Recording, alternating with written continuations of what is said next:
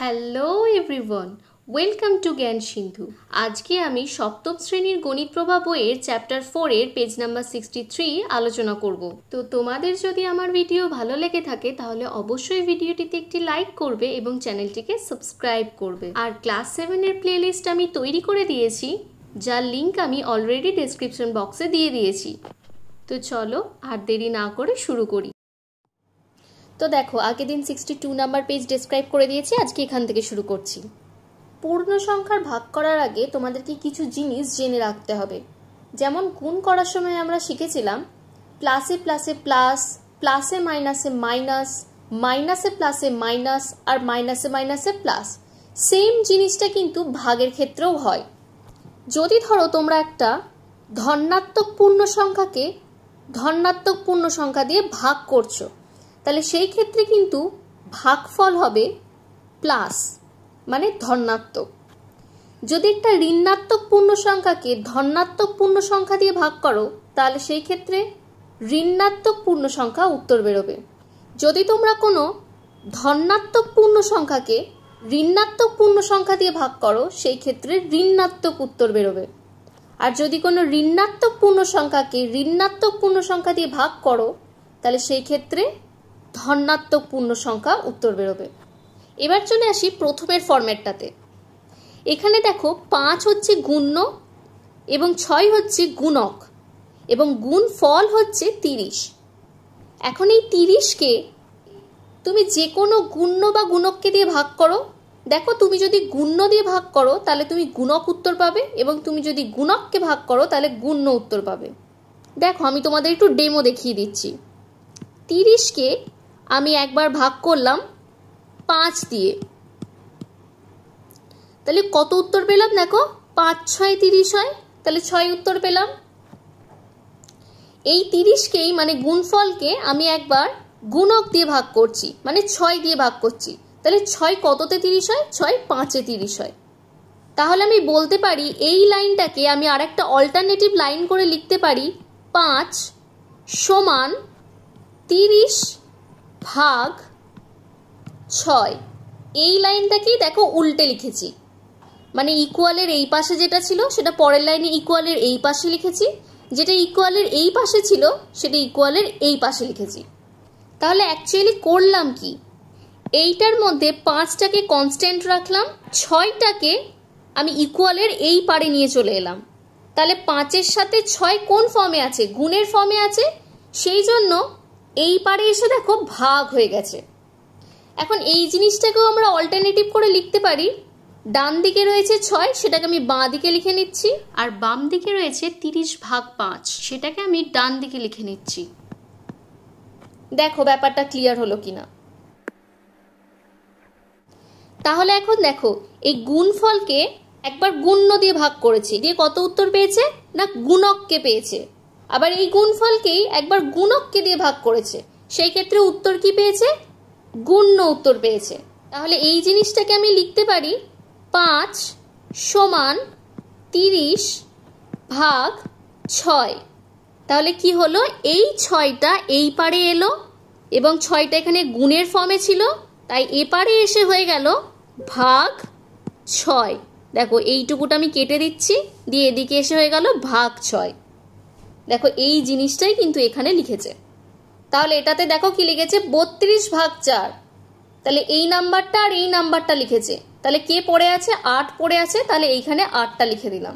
এখন পরেরটাতে লিখেছে 32 ভাগ 8, মানে এইটাকে আর এটাকে লিখেছে, তাহলে অ্যান্সারটা কি হবে? এই 4 হবে। তাহলে এখানে লিখে দিচ্ছি 4। অবশ্যই তোমরা আগে গুণ ফলটাকে লিখবে, তারপর ভাগ চিহ্ন দিয়ে গুণ্য বা গুণককে বসাবে। কখনোই গুণ্য বা গুণককে আগে বসিয়ে ফেলো না যেন। এখন এটাতে দেখো কি বলেছে, -35 ভাগ 7। তাহলে 7 কততে 35 হয়? 7 5-এ 35 হয়, এইটা। এখন আমি এইখানেতে কি বলেছিলাম, যদি কোনো একটা ঋণাত্মক পূর্ণ সংখ্যাকে ধনাত্মক পূর্ণ সংখ্যা দিয়ে ভাগ করা হয়, সেই ক্ষেত্রে ঋণাত্মক উত্তর বেরোয়। তাহলে এটার ক্ষেত্রে দেখো ঋণাত্মক ছিল এবং ধনাত্মক ছিল, সেই কারণে উত্তর বেরিয়েছে ঋণাত্মক। এখন এটা কি হবে বলো? 5 7 তে 35, তাহলে 7 হলো এখন মাইনাস আর মাইনাস ক্যান্সেল আউট হয়ে গেল, তাহলে সেই ক্ষেত্রে এটা প্লাস উত্তর বেরোবে, +7। তুমি এখানেও দেখতে পারো -35 আর -5 এটাকে ভাগ করেছে, এই ক্ষেত্রে উত্তর বেরিয়েছে +7। এখন পরেরটা বলেছে 48 ভাগ -8, তাহলে এখানে কে পড়ে আছে -6, তাহলে এখানে অ্যান্সার হবে -6। পরেরটাতে কি বলেছে 48 ভাগ -6, তাহলে এইটা আর এইটা দিয়েছে, তাহলে অ্যান্সার কি হবে -8। এগুলো কিন্তু খুব ইজিলি করা যায়, এগুলো জাস্ট একবার বুঝে নাও, দেখো তোমাদের ভীষণ ইজি লাগবে। তো চলো চলে যাই নেক্সট স্টেপটাতে। এটাতে -36 আর -4 দিয়েছে, তাহলে এইটা আর এইটা লিখেছে, তাহলে কে পড়ে আছে 9 পড়ে আছে, 9 লিখে দিলাম। পরেরটাতে -36 আর 9 দিয়েছে, এইটা আর এইটা দিয়েছে, তাহলে এখানে কত উত্তর হবে -4 অ্যান্সার হবে। পরেরটাতে -14 আর 7 বলে দিয়েছে, মানে এইটা আর এইটা বলে দিয়েছে, তাহলে এটার ক্ষেত্রে -2 হবে, -2। এটাকে আমি একটু ব্র্যাকেটে দিয়ে দিচ্ছি। পরেরটাতে এই ব্ল্যাঙ্কটাতে কি বসাবে, এইটাতে আমরা অলরেডি -2 বসিয়ে ফেলেছি, এখন এটাকে যখন আগেরটাতে অলরেডি বসিয়ে ফেলেছি তাহলে এটাকে বসাবো, তাহলে -14 ভাগ 7, আর এটার ক্ষেত্রে কোনটা অ্যান্সার হবে -2, তাহলে এখানে -2 লিখে দিচ্ছি। তাহলে পরেরটাই চলো চলে যায়। এটাতে দেখো 2 6 12, তাহলে 12 লিখে নিলাম, আর মাইনাসে মাইনাসে প্লাস, তাহলে এগুলোতে গুণফলটাকে আগে বসাবো 12, পাশেরটাতেও লিখে নিচ্ছি 12, এখন এটাতে লিখছি -2, তাহলে পরেরটাতে কি লিখবো -6। এখন এই লাইনে কোনটা বেঁচে আছে দেখো -6, এখন এটা করতে গেলে এই লাইনটাকে দেখো কোনটা বেঁচে আছে -2 পড়ে আছে, ব্যাস বসিয়ে দিলাম। পরেরটা দেখো 5 9 45, তাহলে 45 লিখলাম, আর মাইনাসে মাইনাসে প্লাস, তাহলে এক্ষেত্রে লিখলাম 45। এখন এইটাকে লিখে নিচ্ছি -9, তাহলে অ্যান্সারে বসবে এইটা -5। এখন এখানে গুণফলটা লিখে নিচ্ছি 45, এটাতে এইটাকে আগে লিখছি -5, তাহলে অ্যান্সারে এইটা হবে -9। দেখো ক্লিয়ার হয়েছে কিনা। বিভিন্ন ধরনের ভাগ অঙ্কের থেকে কি পেলাম দেখি। এইগুলোতে অ্যাকচুয়ালি দেখাতে চেয়েছে ধনাত্মক পূর্ণ সংখ্যাকে ধনাত্মক পূর্ণ সংখ্যা দিয়ে ভাগ করে ধনাত্মক উত্তর বেরিয়েছে, ধনাত্মক পূর্ণ সংখ্যার সাথে ঋণাত্মক পূর্ণ সংখ্যা ভাগ করে ঋণাত্মক বেরিয়েছে, ঋণাত্মক পূর্ণ সংখ্যাকে ঋণাত্মক পূর্ণ সংখ্যা দিয়ে ভাগ করলে ধনাত্মক উত্তর বেরিয়েছে, আর ঋণাত্মক পূর্ণ সংখ্যাকে ধনাত্মক পূর্ণ সংখ্যা দিয়ে ভাগ করে ঋণাত্মক উত্তর বেরিয়েছে। এখানে কিন্তু গুণের জন্য আমরা যে নিয়মটা শিখে এসেছি সেই নিয়মটাই বলেছে, তাহলে আলাদা করে ভাগের জন্য মনে রাখতে কিন্তু কোনো প্রবলেম হওয়ার কথা নয়, তাই না?